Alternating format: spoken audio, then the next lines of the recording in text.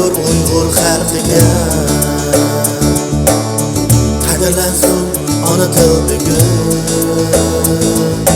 Simolingdir millat taxtiga avlodlarga qoldirish miros.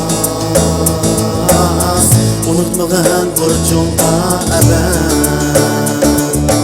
avlodlarga qoldirish miros. Unutmagan burchingga abad.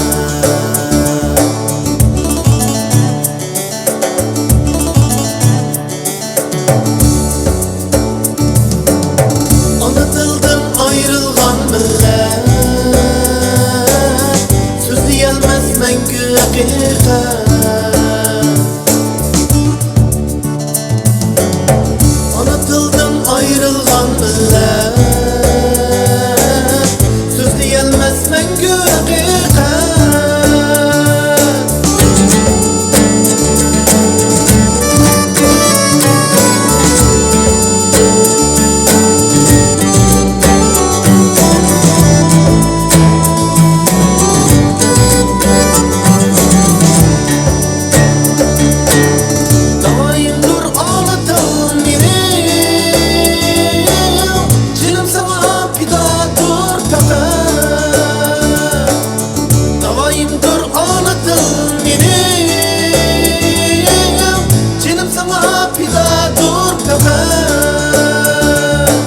Evlatlarga qoldirish miros.